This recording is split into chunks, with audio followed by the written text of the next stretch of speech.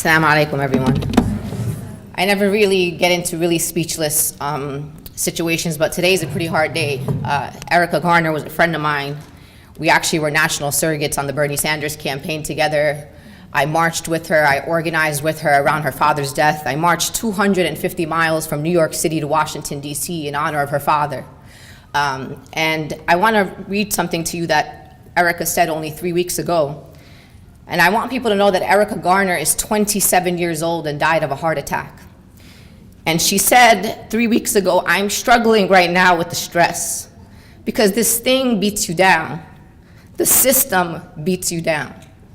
If we can have a young black 27-year-old mother die of a heart attack and of heartache by the amount of stress that this country, the systems, the environment around us puts us through, any of us in this room could be the next Erica Garner. So in order for us to protect the next Erica Garners, we have to understand what this Erica Garner went through at the hands of the very systems that are supposed to protect and serve us. I've had the best year of my life, my dear sisters and brothers. I've also had the worst year of my life. Nobody in this room wants to be me. I just want to make that very clear.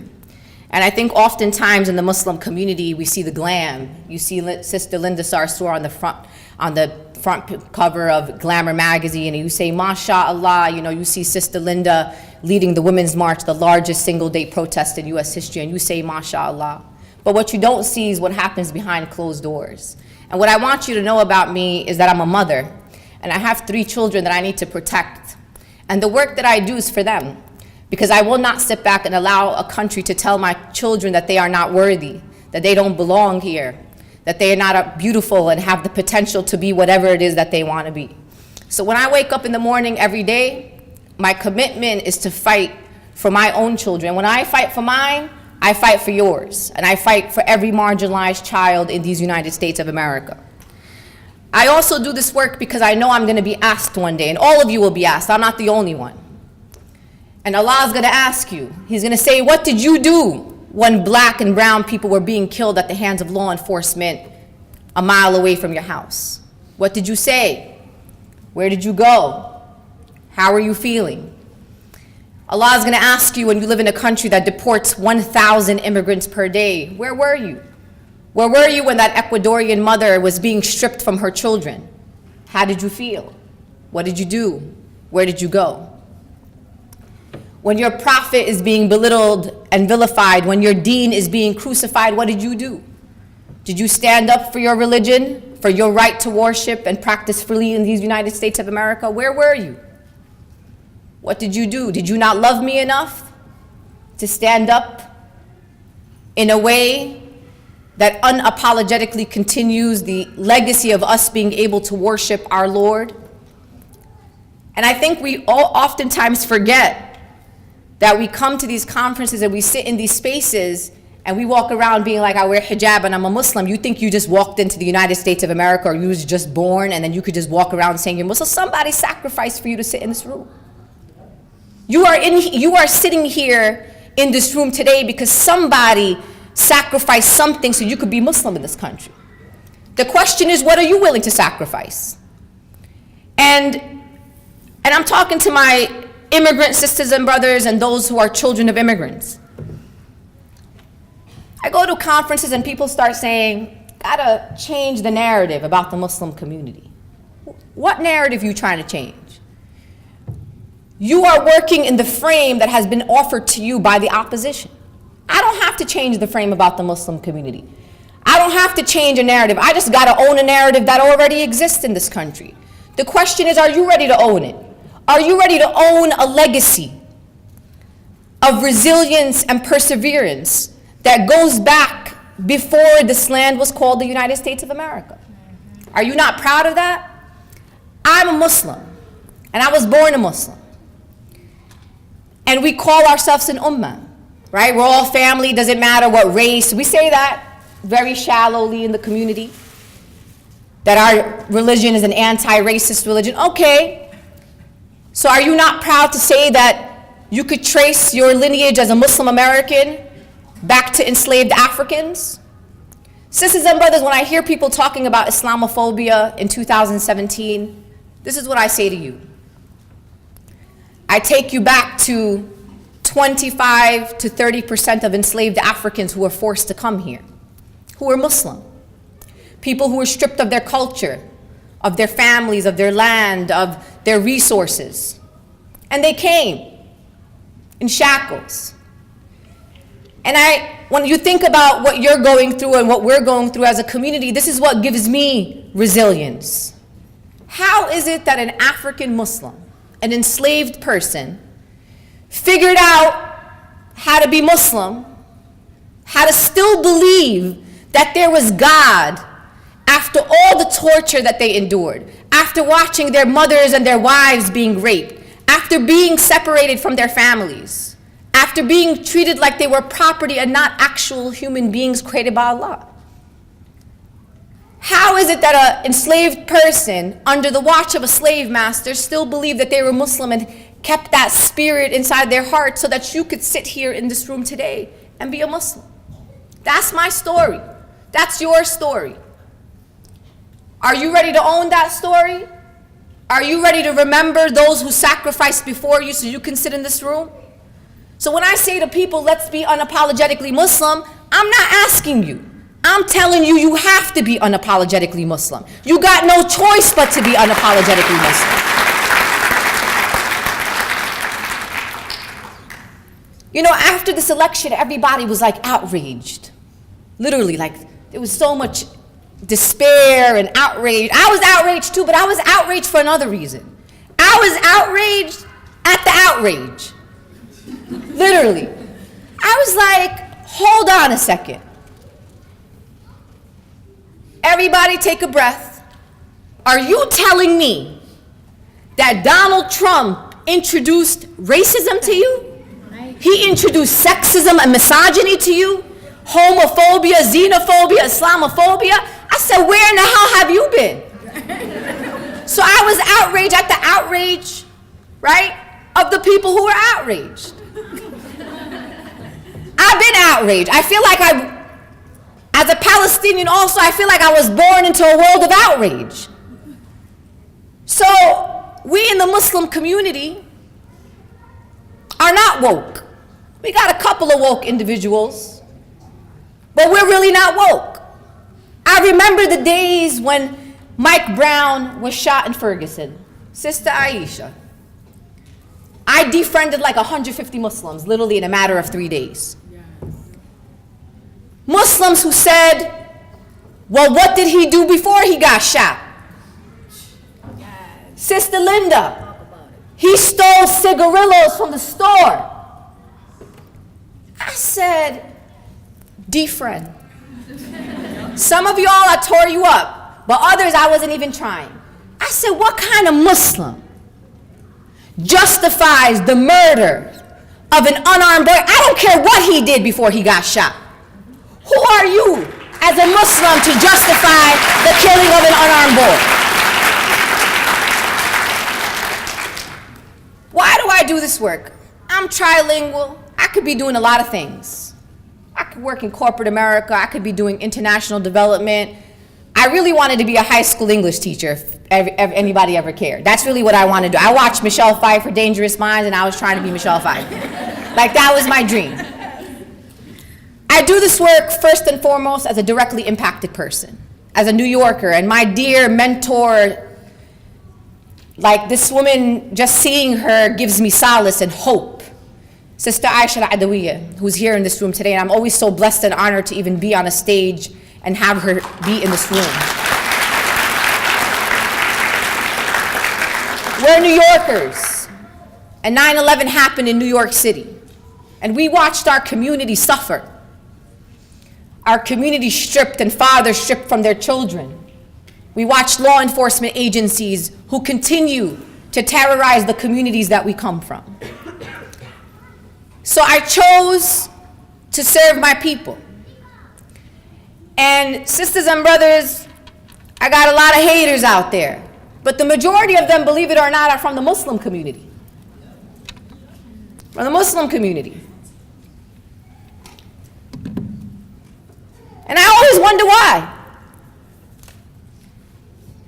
I'm not perfect, sisters and brothers. I'm not a perfect person. None of us are perfect in this room.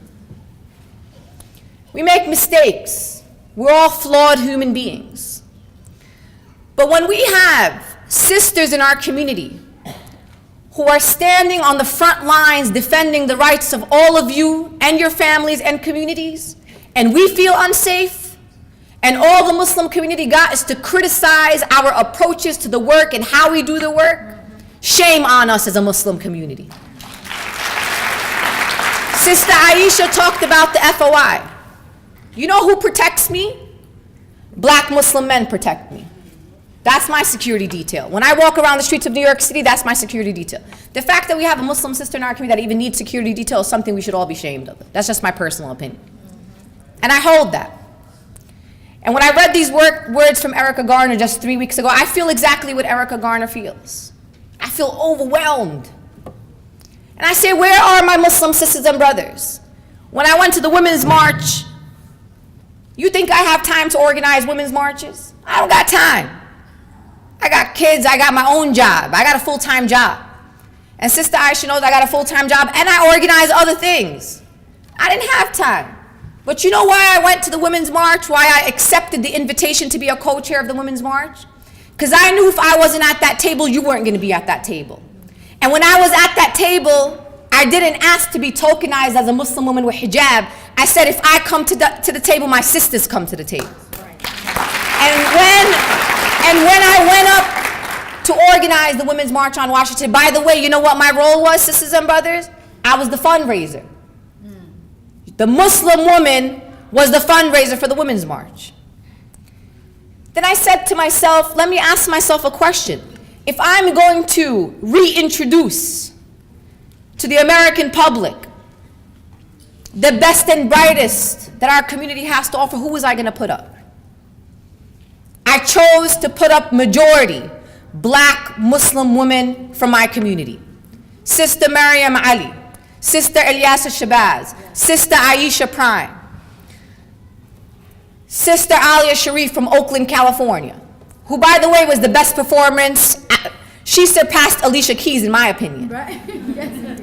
Sister Zahra Billu, Sister Hina Naveed. I didn't take one spot. I said I need 7 slots, because that's how much my people are worth it. So our participation in this type of work is important. And sisters need to bring other sisters to the table. And I'm not talking to the sisters in particular. We have this tendency in the Muslim community when we see a sister moving on up in the world, instead of saying, MashaAllah, I make dua for this sister. This sister is sacrificing on behalf of us all. We say, why that sister? Oh, Sister Linda, she's light-skinned. That's why Sister Linda's up there. Oh, got that. Definitely got that one. Why Sister Linda? Or why Sister Dahlia? Or why Sister this? Or why? No, it's not why. It's MashaAllah. May Allah preserve her. May Allah guide her. May Allah continue to center her and make her intentions good. May Allah protect her and protect her family, because people have no idea the sacrifices that women in our community make. You know how many days and hours I have left my children behind? And you know why I know the work that I'm doing is right? Because I know Allah watches my children. My children are academically achieving. My children are doing what they need to do with really minimum supervision. And I believe that's all Allah. And that's why I continue on this path. But do you not believe that I think that my children got trauma? When my children have to read online that their mother is a monster, that their mother is connected to terror groups, that their mother did this and their mother said that, when their mother didn't say or do any of those things, do we understand the trauma of the children and the families that we come from, that have to endure not just what we see directly, but what they have to be exposed to? My children don't live in caves. My son is 19 years old. My daughter is 17 years old. My youngest is 13 years old. They're on social media too. I can't shelter my children from the hate that is out there in this world.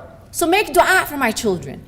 Don't ask me why I'm doing this, or act like anybody knows the intention of Sister Asha or Sister Aisha or Sister Dahlia Fahmi or Sister Zahra. You don't know what our intentions are, because none of us have to do the work that we do. We do this because we love our community, we love our deen, and we believe that we are worthy and that all of you and your children and families deserve to be treated with dignity and respect. That's all I want. Sisters and brothers, we're living in a moment right now. And everybody here got to decide who you want to be in this moment. This administration ain't messing around with y'all. So if y'all will sleep under Obama and Bush, let's move on from that. I'm not going to take you back. I'm just going to move forward. This administration has done horrific things already. They haven't even been in office for a year. 800,000 young people, undocumented folks, are on the fear of deportation and by extension all of their families, some of whom are Muslim. Muslim ban 1, Muslim ban 2, Muslim ban 3, Muslim ban 4. Why is your family and the unity of your family important, but we all sleep when Somalis can't bring their families here, when they are denying mass visas of Yemenis in Djibouti? Where are you? Are you taking for granted that your children have a father, but those children can't have their father? What makes your child more worthy of having both their parents, but somebody else not having both their parents? You should be outraged. We should be out in the millions in this country demanding that our families be reunited with those that they love. Just like we love our families, those people love their families. Where is the Muslim community? Healthcare. How dare we as Muslims live in a country where people got to do GoFundMes so that they can have surgeries to save their lives? That people in this country die every day because they don't have basic treatment. That's an Islamic concept. That we just sit around and see suffering and injustice around us and we just move on because you know why? We cool. We got health care. My kids are all right, so that means if I'm all right, everybody. That's not how Islam works, actually. It's really not how it works. There's a lot of bad things that are happening around us. And what frustrates me and what gives me stress in the Muslim, I'm just going to keep it real because Sister Aisha got me all hyped. I'm like fired up right now. The Muslim community, I wish they take that passion that they put on scandals that we hear in the Muslim community. You know, there'll be a 587 comment thread on a scandal that is none of your damn business, first of all. But then I can't find those same people to talk about immigration or the deportations that are happening or a young black man or woman getting killed at the hands of law enforcement. Wallahi al-Azim, in the past few months, I sat in my room and cried at the state that our community is in these United States of America. Sometimes I'm ashamed to be from a Muslim community that spends all their time talking about Nu'man Ali Khan instead of talking about the suffering and the injustice that is happening in our community.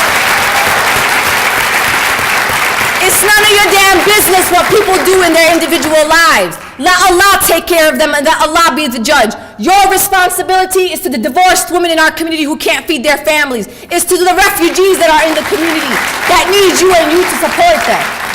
Don't worry about everybody else. I'm ashamed, sisters and brothers, when I walk into a space and I look around and I see 1,000 people and I see 3 Muslims. You don't think people question us and our values and our principles? Where are we? When they watch us on Friday, 5,000 people in the masjid praying to Allah, but we can't find 5,000 Muslims to stand up against injustice? What kind of Islam is that? What kind of story are you telling people about us? I don't need people doing da'wah on the street corners. I need you on the front line standing up for racial justice and economic justice and access to health care for all people. That's what I need you to do. You know why our young people are running away from the masajid? Because they're in the communities, they're on college campus, they see so much suffering. They see so much pain and so much trauma. They go to the masjid and the imam's talking about something that got nothing to do with what's happening around. Our kids need relevance. They also are looking for courage.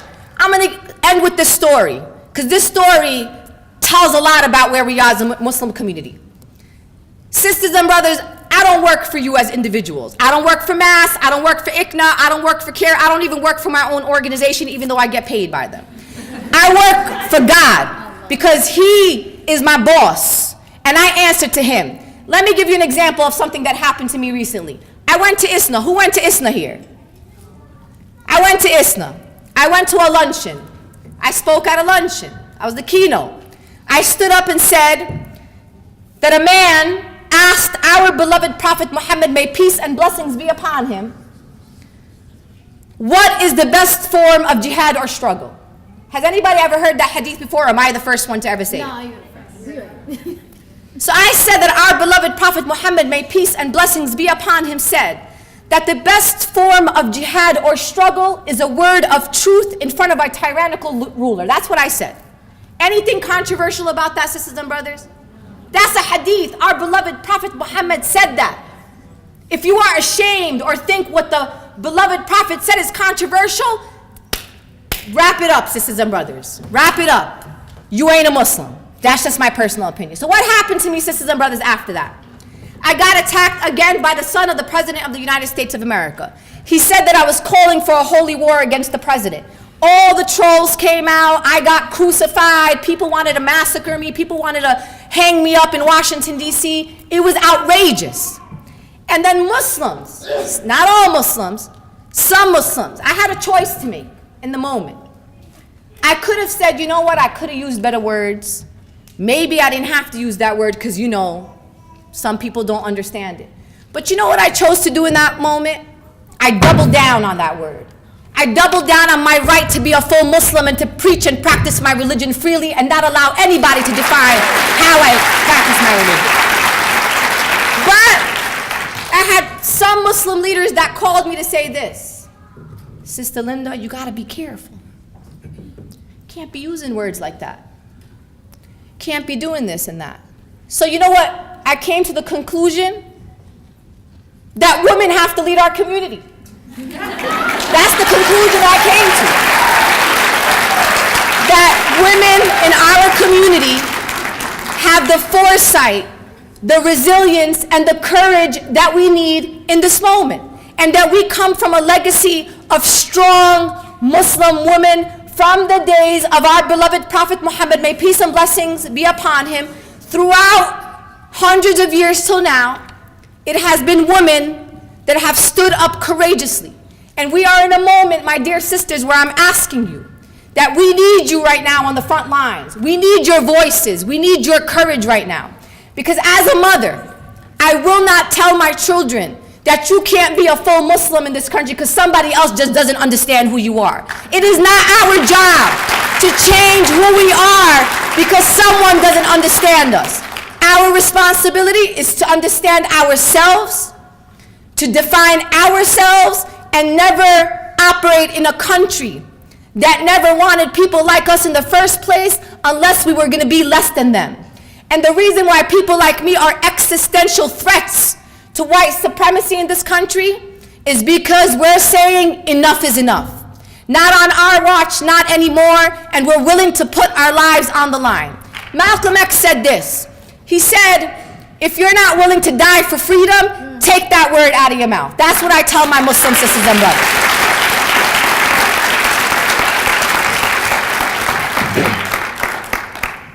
I'll end by saying, when you see a Muslim sister engaging in courageous acts in the Muslim community, I'm asking you to, I'm requesting that you make dua for her and her family and her spouse and her children and those that she has to sacrifice in order to defend and stand and represent all of us in the Muslim community.